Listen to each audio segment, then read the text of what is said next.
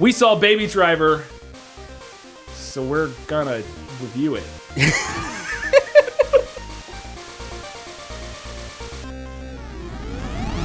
movie's a piece of shit, Brian. It's a piece of shit. This movie's a piece of shit. You're full of shit. What's his name, Kyle? B-A-B-Y, baby. I'm a driver. Oh, like a chauffeur? Anyone I'd know? I hope not. That's right, Kyle. We saw Baby Driver, Edgar Wright's latest, greatest film. Not greatest, that's false. But his latest film just came out Wednesday. I saw it Thursday. You saw it yesterday. Friday. Holy shit, I did watch it yesterday. Wow. What did you think of Baby Driver?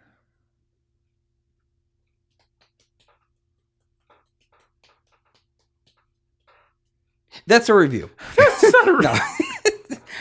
Just, all right. So, what I thought of the film. Baby Driver, directed by Edgar Wright, written, directed by him. Brian's favorite director. Brian's favorite director. He But that's just me. jerks off to him every night. Yeah, every night. I'm not going to lie. I kind of miss Simon Pegg and Nick Frost and him working together. Yeah, and they will again, I think. I thought it was a very good movie. I thought the first act was phenomenal. Yeah.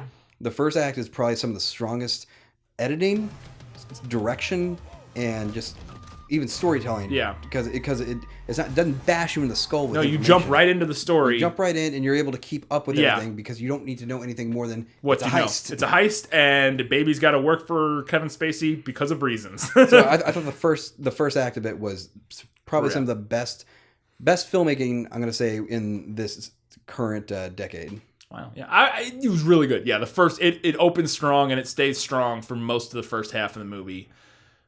I think where I agree is that I think the middle suffers a little from not pacing issues because I never was bored or anything. But what it feels like is either somebody higher up in the chain said, yeah, but we pay good money for Jamie Foxx and John Hamm, so if you can just go ahead and put them in here. Yeah, now see, I don't think that's the case. I could be wrong, but from what I understand is Edgar Wright had full 100%. I've listened to a couple interviews with him, and this is one of his oldest ideas for a movie, was this sort of musical with cars that's not a musical, basically.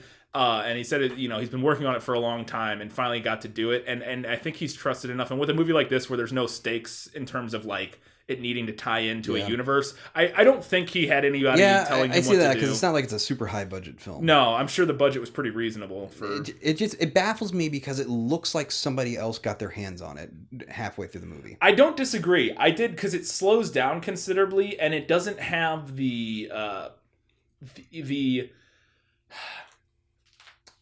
what's the word I'm looking for? It doesn't have as much of the Edgar Wright depth. And when I say depth, I mean visual and where Edgar Wright's films are so jammed full of information at all times. Yeah, like literally once Kevin Spacey talks to him at the restaurant. Whoops. There's already in the spoilers. Is that a spoiler? Not really. No. But from that forward all the way almost until the end, it just it's like a huge break just got put on the movie to a degree. Yeah. And then it became more, instead of here's a whole bunch of information that I'm directing at the audience way, this is like, all right, this is the story that I need to tell you now. Yeah, I can see that. I felt that a little bit. It felt a little like I said, in the middle, it just felt a little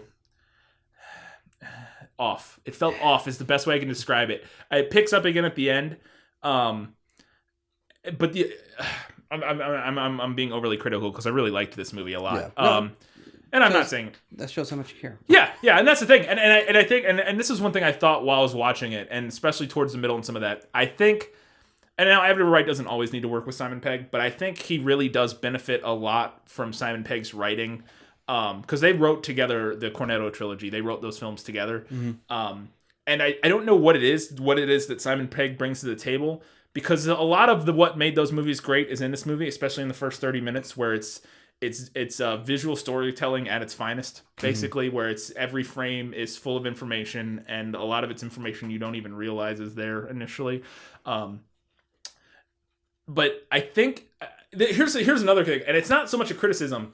I maybe it was how it was billed and what I was expecting.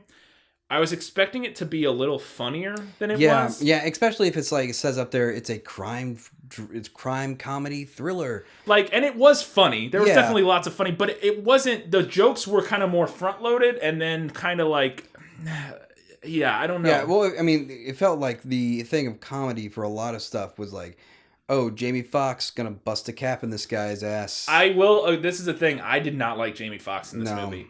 I like Jamie Foxx in a lot of stuff, but I didn't buy him as that role.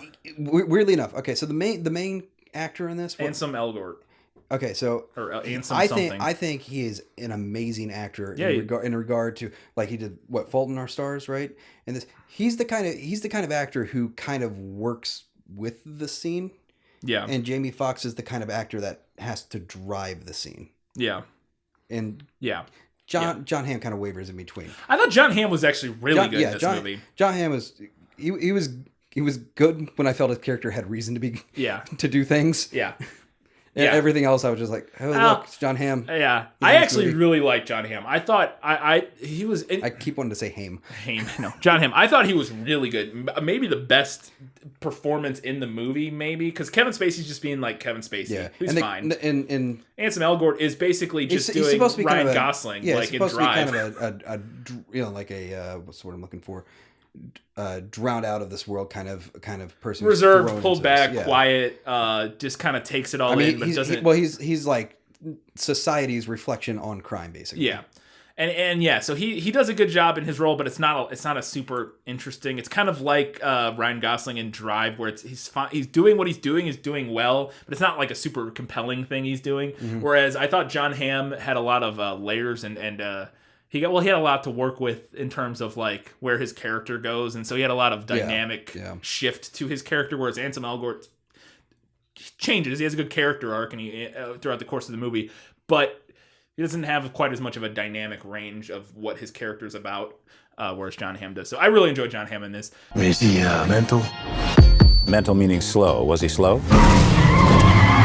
No. On the comedy element of it, I didn't want it to be a comedy. I knew it wasn't going to be Shaun of the Dead, but it was missing some of that punch up throughout here and there, where I'm like, I feel like maybe that's some of what Simon Pegg brings, is that Simon Pegg style dry humor throughout. Yeah.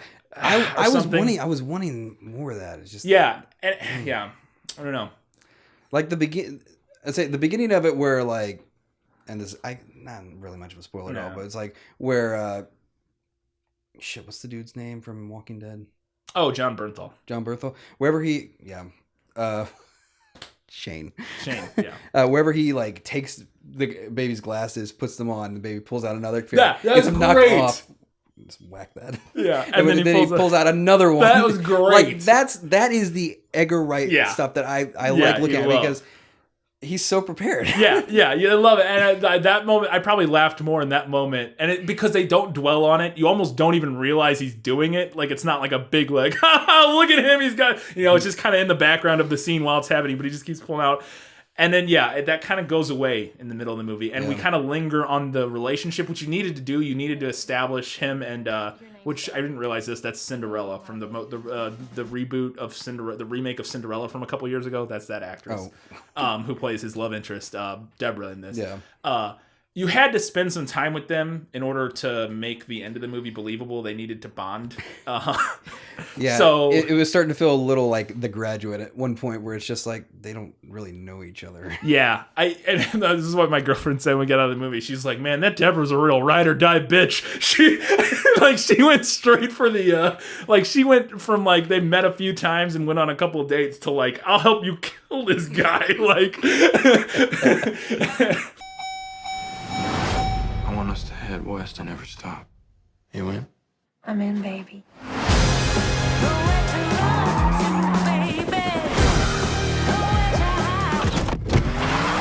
I just want to dial ahead to Oscar season, if they actually give a shit about this movie as a film. Yeah. sound design. Sound design amazing. has to It's be. gonna destroy. In sound It should. design. It should. It really. As sound editing, it should absolutely, because that's one of. And I'll give it this. As there were some flaws with the movie, but this is one of those movies I would super recommend going and seeing this in theaters because visually it's a gorgeous film, but it's also that experience of, since it is kind of like a musical without being a musical, the sound editing has to be so on point and so nuanced to not make it cheesy. Yeah. Well, here's the thing: you get stuff like sound design and stuff like that, and those are, for most of the time, no offense to the industry and all this, those are throwaway Oscars. Those are Oscars to give somebody something.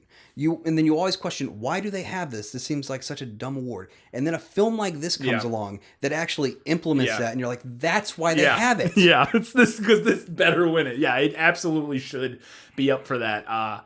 I could argue probably should be up for best direction, maybe even best editing, potentially. That's an Oscar, right? Editing, it's gotta be. Yeah, I think so. We'll find out. Jesus, I don't even know. Yeah, I might cut that out. We know movies. Yeah, right.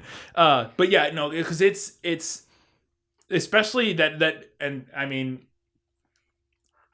that scene after the first heist when that one take that is an 8-minute one take of him. Beautiful piece. Oh my goodness. Ooh, yes. Everything I know, and it's just this whole, and this is when it's Edgar Wright at his best, because you're everything in the shot ties in to the music, like the graffiti on the background ties in as he's walking past stores, the visual elements of the stores and the people listening to music and playing music on the street, and there's at one point where the song says right here, and he steps on this spot where they have it's like a maintenance thing that says here with like an X, like at the exact moment he hits it, and all that kind of stuff. And if you'll notice, like some of the shootout stuff later on, the gunfire is rhythmed. All of it, all of the gunfire is rhythm. And so apparently, because I was listening to an interview, they with him, and it was Edgar Wright and John Hamm, and they were talking about it.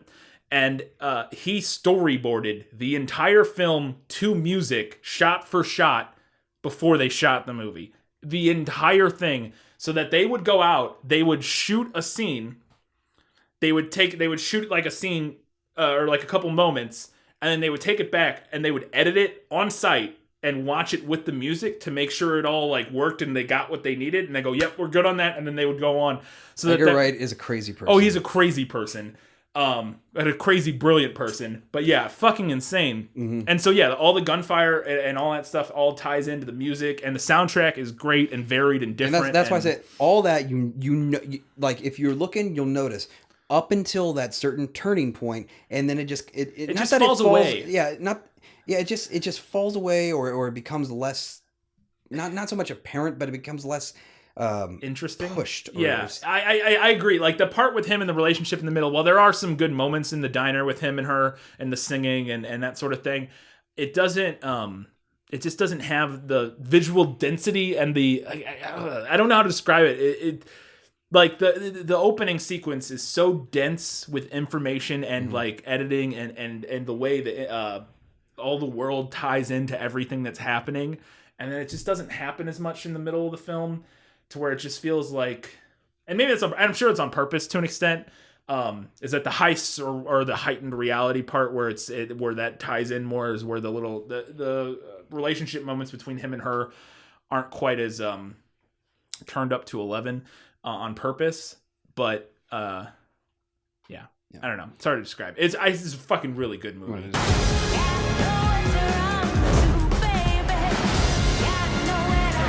One of these days, baby, you're gonna get blood on your hands. Time to face the music.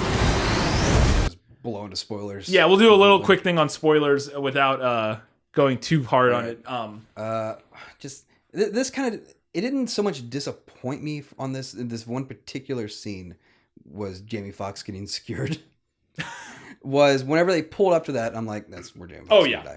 Like you saw it and you were like, come on, Edgar, give me a little bit of surprise. Yeah, I will say you knew they lingered on that editing the moment when they showed that, they lingered on it a little too long and showed it a little too much, and they were trying to disguise it on he was looking at the street and at the woman coming and that sort of thing, but it was very obvious what was going to happen there, which is fine. I didn't bother me that much, but yeah, you knew in that moment exactly what was going to happen.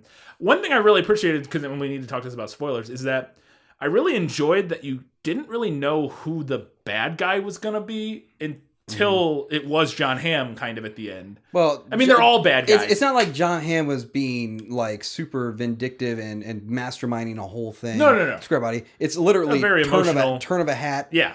I've lost everything. Now you're going to lose everything. Yeah, which is cool. But when I say you don't know who the bad guy is going to be, I mean is that so like you kept thinking like, okay, well, Kevin Spacey's going to betray them. Kevin Spacey's going to betray them. You think he's going to do that? Or Jamie Foxx is gonna be so psycho that he's gonna have to like. I kept wondering who was gonna be like Baby's final boss to get out of the. You know what I mean? Mm-hmm. Turns out it's gonna be John Hamm, and I was not expecting that. I was thinking, it's gonna be Kevin Spacey. It's gonna be, but Kevin Spacey actually ends up being the face turn heel, basically. Yeah, or heel turn face. Yeah. Which he always throughout the film was sort of like rode that line between like father figure / I will kill you, and everybody you love, as he says. But yeah, that was interesting. Did you notice this? I think there's a moment early in the film that outlines the entire plot of the film. Did you catch this? I could be wrong because I only saw it once. And that's the other thing. I want to take everything I'm saying about this film and saying until I see it a second time, kind of take it all with a grain of salt, because every Edgar Wright film you kind of have to watch twice. Not take it with a grain of salt, but I know my fucking meth head neighbors. But that Edgar Wright films really of all films gain so much more from that second viewing when you start noticing all of the extra things that you couldn't catch the first time as much. Got that. What is it? Sorry. Anyways, getting to my point. Early on in the thing, and this is the thing Edgar Wright loves to do, where he's switching through the TV and it's sentence and sentence and sentence. I'm fairly certain if you pay attention to all those sentences, they basically do a rough outline of what's going to happen in the movie. Because the final thing is something about, it's a bullfight, and it's something about how the bullfighter this is his final test to take down the bull, and prior to this he's been on the back of a horse, but now he must do it on foot or something like that. And there's a moment very late in the film where Ansem has to run has to no longer drive in order to, I don't know. Yeah, there was that, and there was also they're saying like the bull's enraged. Yeah, and John Hamm in the red. Ooh, yeah. That was it. And I think if you listen to even the rest of the stuff before the bullfighting, I think it actually kind of hits moment by moment, which is kind of an interesting thing to do. Mm-hmm. And I thought that was really clever, because I'm thinking about it, I'm like, I think that was like the whole outline of the film, kind of. like that's a fucking ballsy cool thing to do.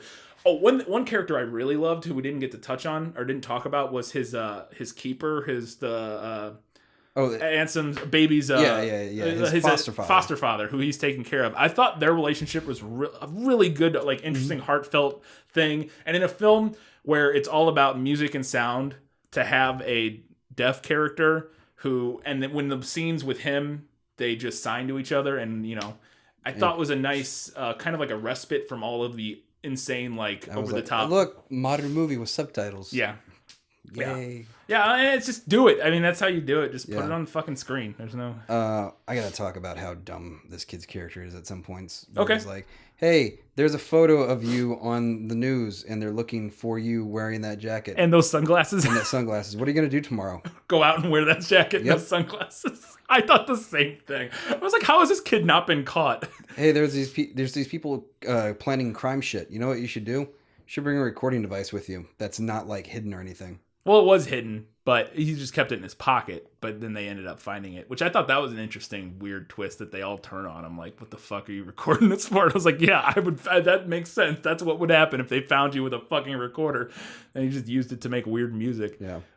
Those are my two little gripes about it. Yeah. I'm like, come on, kid, you're dumb. Yeah, no, he was dumb, but that illustrates he's not, and I think that's on purpose, because he's not of that world. He's not of that world. He's not I mean, he's a criminal, but he's not. Yeah, he doesn't know how to do that shit. Whenever they go to secure the guns from the butcher, and that character, the butcher's great. He's amazing.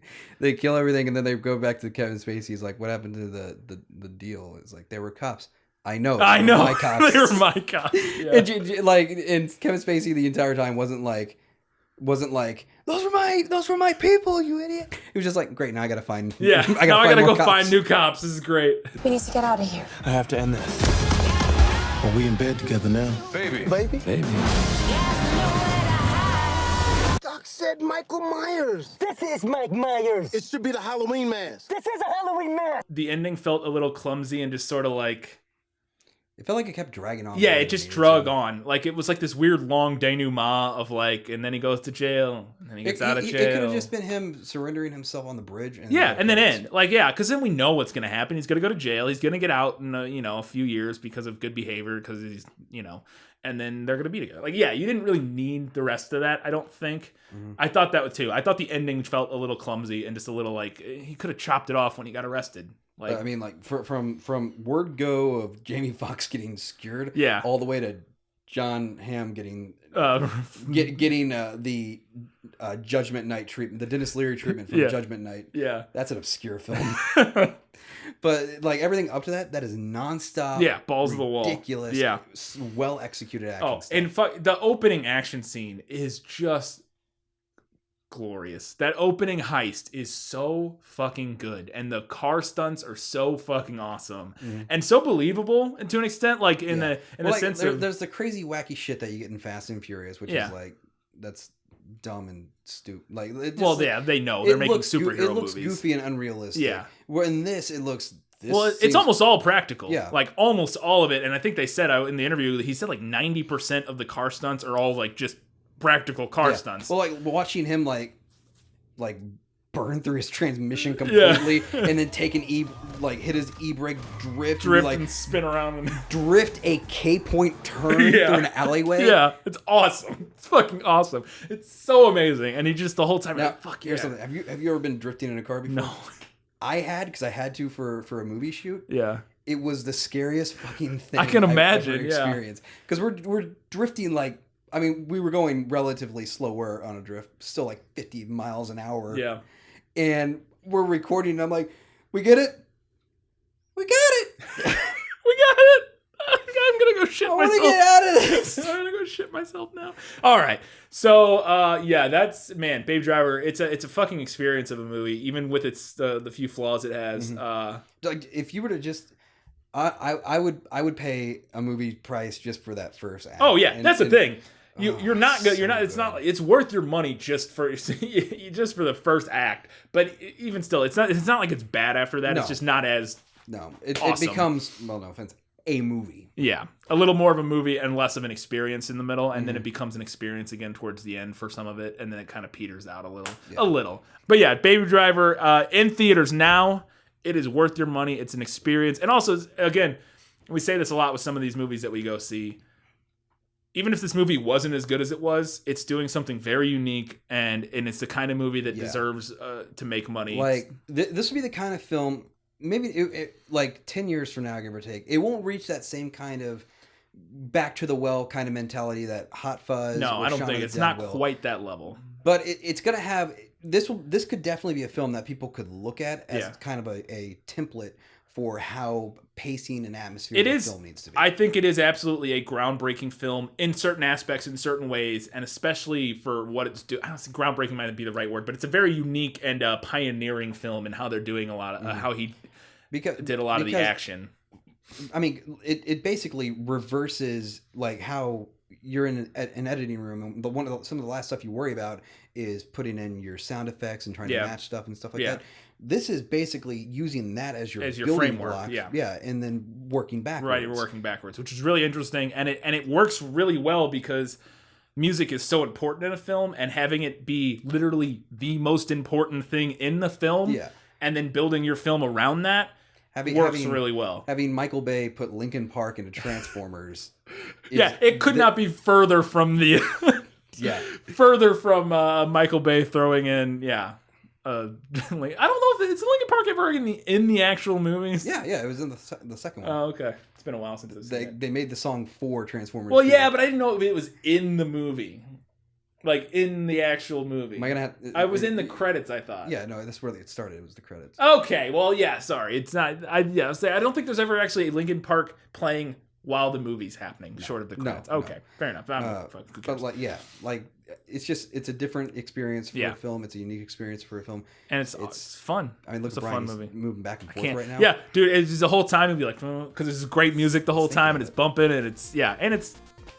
It is a very heartfelt story too, which I think was an interesting, a good character piece. It never hits too hard. No, you know, it never loses you. It's a very simple plot to follow. No, it's very easy to follow, and it's very engaging, and it's paced well, even though the middle is not quite as interesting as the rest of it. But that all being said, good film, good job, Edgar Wright. I knew you could do it. I believed in you, and you didn't prove me wrong. So go check out Baby Driver in theaters now. And until next time, drive on. B-A-B-Y, baby. Your name's Baby.